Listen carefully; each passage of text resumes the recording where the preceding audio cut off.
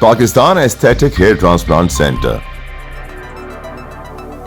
Advance pico laser technology کی بدولت جھائیوں اور براؤن دھبوں کا خاتمہ آپ کی جلد کو دے ایک نیا نکھار۔ نامور ایستھیٹک کنسلٹنٹ ڈاکٹر حنیف سعید کی زیر نگرانی۔ فون 0341 000 6060 0345 210 5338۔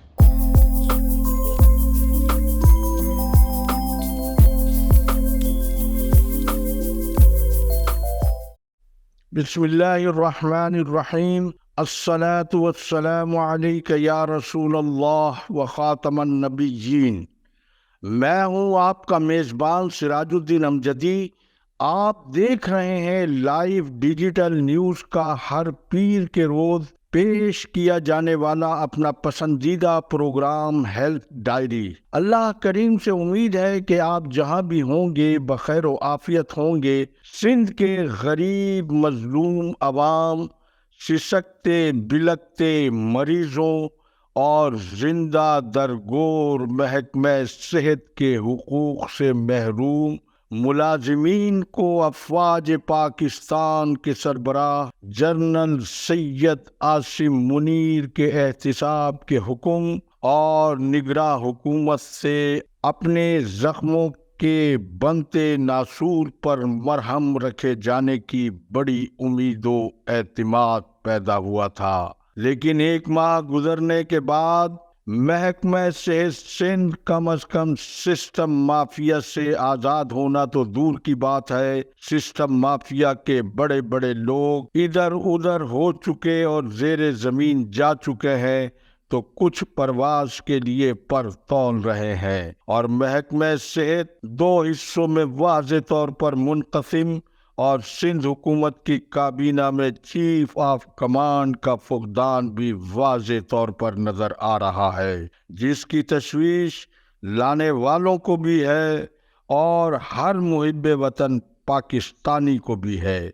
وقت پوری رفتار سے گزر رہا ہے۔ نگراں وزیر اعلیٰ جسٹس مقبول باقر نے حلف اٹھانے کے بعد آئین اور قانون کے مطابق حکومت چلانے کے جس عزم کا اظہار کیا ہے، لیکن صورتحال اس سے مختلف نظر آ رہی ہے۔ انہوں نے سیکریٹری صحت سندھ اپنے قریبی عزیز ڈاکٹر منصور عباس رضوی کو بنایا ہے۔ ان کی تقرری کے ساتھ ہی میں نے اپنے اسی چینل سے ڈاکٹر منصور عباس رضوی کو یاد دلایا تھا کہ آپ جس سسٹم مافیا کا شکار ہوئے تھے، اللہ نے ان کا ہی آپ کو سربراہ بنا دیا ہے، لہذا آپ اس سسٹم مافیا کو اپنا حصہ بنانے سے گریز کریں اور اپنے چھوٹے بھائی ظفر عباس کی پوسٹنگ کا حصہ بننے میں بالکل فریق نہ بنیں، کیونکہ قطر اسپتال اورنگی ٹاؤن اور پھر ڈاکٹر جمال رضا کی سفارش سے سندھ گورنمنٹ اسپتال کورنگی میں ایم ایس کی حیثیت سے ڈاکٹر ظفر عباس نے جو میل پریکٹس کی ہے اس کی دھول ابھی نہیں بیٹھی ہے۔ ڈاکٹر منصور عباس نے میرے اس مخلصانہ مشورے کو ایک کان سے سن کر دوسرے کان سے نکال دیا اور چارج لیتے ہی ڈاکٹر ظفر عباس کی سمری وزیر صحت ڈاکٹر سعد نیاز کو ارسال کی۔ وزیر صحت نے ترمیم کر کے ڈاکٹر ظفر عباس کی تقرری سندھ گورنمنٹ اسپتال نیو کراچی کے لیے تجویز کی، کیونکہ وزیر صحت نے ایک روز پہلے ہی سندھ گورنمنٹ اسپتال کورنگی کا دورہ کیا تھا۔ سیکریٹری صحت نے وزیر اعلیٰ کی وساطت سے کورنگی کے لیے ڈاکٹر ظفر عباس کی تقرری چیف سیکریٹری سندھ سے منظور کرا لی۔ اس اجمالی تفصیل کے بعد بصد احترام میں یہاں اپنے اس اوپن پروگرام کی وساطت سے وزیر اعلیٰ سندھ سے یہ معلوم کرنا چاہتا ہوں کہ یہ کھلی اقربا پروری قانون اور آئین کے مطابق ہے یا اس سے انحراف ہے۔ جب میں نے عہدہ سنبھالتے ہی سیکریٹری صحت کی توجہ ان کے بھائی ڈاکٹر ظفر عباس کی قانونی اور اخلاقی کمزوری کی جانب دلا دی تھی،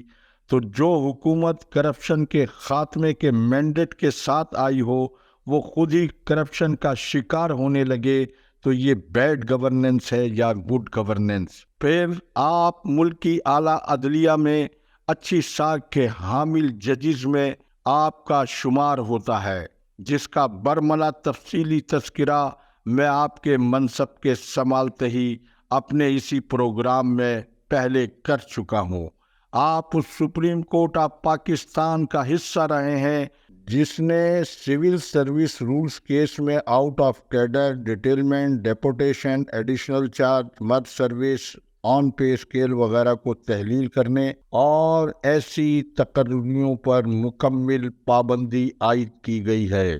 میرا آپ سے یہ دوسرا مؤدبانہ سوال ہے کہ آپ نے موقع ملنے پر عدلیہ کو سرخرو کرنے کے بجائے آئین اور قانون کی تضحیک کے اسی راستے پر کیوں چلے گئے جو جانے والی سیاسی جماعتوں کی حکومت نے آئین اور قانون سے کھلواڑ کر کے قومی اداروں کے اعتماد اور ساکھ کو عوام میں ناقابل تلافی نقصان پہنچایا ہے۔ محکمہ سے سندھ میں آپ کو ورثے میں ملنے والی انتظامیہ 98% سپریم کورٹ کے حکم کی توہین کی مرتکب ہے۔ اس کے لیے نہ تو اسپتالوں کا دورہ کرنا، خراب معاشی صورتحال میں پیٹرول جلانا اور پھر فرمائشی اسپتالوں کے دورے کرنا، میری رائے کے مطابق جو لوگ آپ کو مشورہ دینے والے ہیں یا تو وہ مشیر خود حقائق سے نابلد ہیں یا پھر آپ سے مخلص نہیں۔ صحافت آئینہ ہے، یہ خبریں آپ کے پاس رشید چنہ کے ذریعے نہیں پہنچیں گی،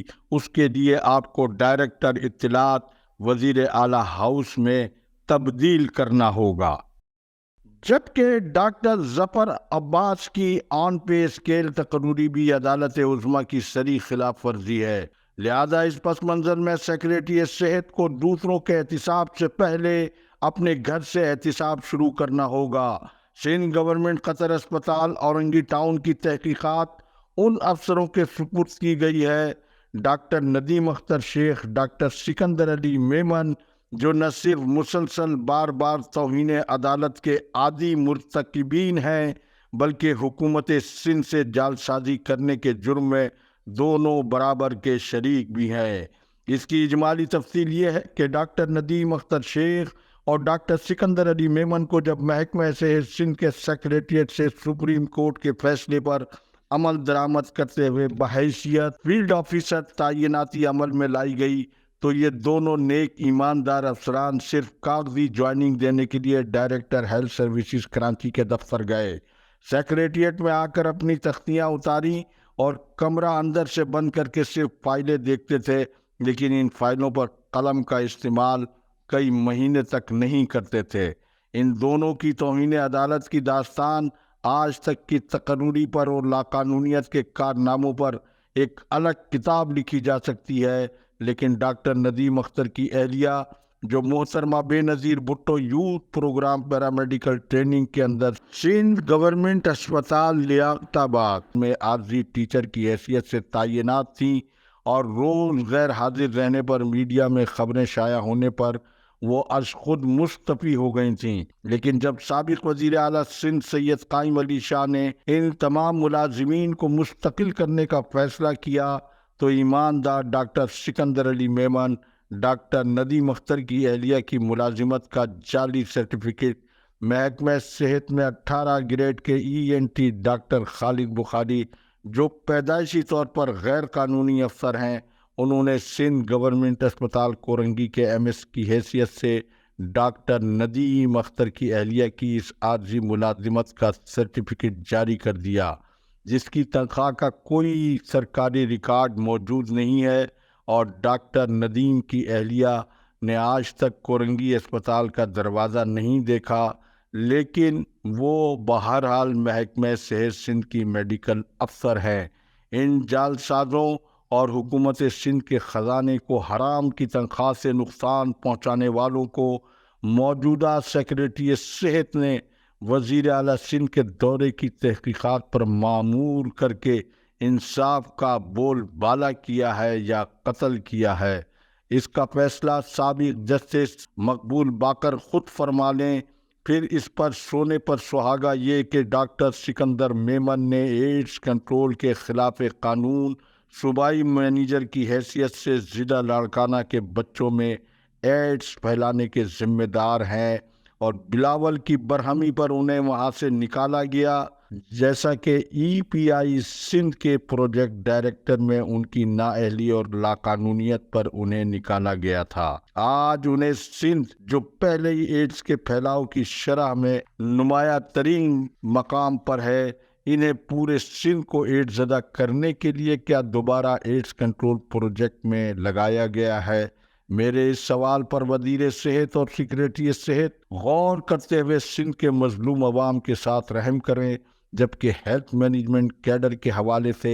ڈاکٹر سکندر علی میمن سمیت اس مبینہ مالی اسکینڈل کی رپورٹ انشاءاللہ آپ منگل کے روز ملاحظہ فرما سکیں گے۔ آج ہیلتھ ڈائری کے آخری حصے میں جناح سندھ میڈیکل یونیورسٹی کی سلطنت پروفیسر امجد سراج میمن کی بادشاہت کے خلاف ایل ڈی این کی حقائق پر مبنی رپورٹس کے بعد بغاوت ہو چکی ہے، اور رجسٹرار ڈاکٹر اعظم نے حکومت سندھ کی تحقیقاتی کمیٹی کے سامنے سب درست حقائق بتانے پر اپنا ایک الگ گروپ بنا لیا ہے، جس سے پروفیسر امجد سراج میمن کو بہت پریشانی کا سامنا ہے، اور نیب زدہ اپنے کزن شرجیل انعام میمن کی ہنگامی امداد کی انہیں ضرورت پڑ گئی ہے۔ یہ بات ہماری تحقیقاتی کمیٹی کو یونیورسٹی کے فلک شناس افسران کے ذرائع نے بتائی ہے۔ باقی وضاحت پروفیسر امجد سراج میمن خود کر سکتے ہیں، لیکن حکومت سندھ کی تحقیقاتی کمیٹی میں محکمہ صحت کی سسٹم مافیا کیا کر رہی ہے؟ اسکرین پر پہلے اخبارات میں ڈاکٹر فیض منگی کی جانب سے ان اخباری اشتہارات کو ملاحظہ کریں جس میں انہوں نے ایمڈیکیٹ 2023 کے متاثرہ امیدواروں کو کمیٹی کے سامنے پیش ہونے کی دعوت دی ہے۔ ڈان اور کاوش میں شائع ہونے والے ان اشتہارات کے سائز سے ہی آپ یہ بات طے کر لیں کہ متاثرہ امیدواروں تک یہ آواز پہنچ سکی ہوگی یا نہیں، اور یہی ڈاکٹر فیض منگی دوسری جانب پروفیسر امجد سراج میمن سے ڈیفینس میں ان کے گھر پر جوڑ توڑ کر رہے ہیں۔ میں تو بہرحال 15 سال سے محکمہ صحت کی تحقیقات اور اس کے بعد کی تمام داستان سے اچھی طرح واقف ہوں۔ میڈیا کی خبروں پر تحقیقات کی آڑ میں دو تو چھوٹوں کی بڑی داستانوں سے واقف ہوں، لیکن حالیہ کمیٹی میں وفاق کی نمائندگی اور محمد علی شیخ جیسے افسر کی سربراہی سے ایک اچھی امید اس بنا پر بھی ہے کہ سندھ کو بہت عرصے بعد ایک دبنگ چیف سیکریٹری ڈاکٹر محمد فخر عالم کی صورت میں ملا ہے، لیکن غالب امکان یہ بھی ہے کہ ایمڈیکیٹ 2023 سندھ کی چوری کا معاملہ JIT میں ہی طے ہو سکے گا۔ آج کی ڈائری کا وقت ختم ہوا۔ پروگرام اچھا لگا ہے تو سبسکرائب اور لائک ضرور فرمائیں۔ اللہ حافظ۔ پاکستان زندہ باد۔ عوام و افواج پاکستان پائندہ باد۔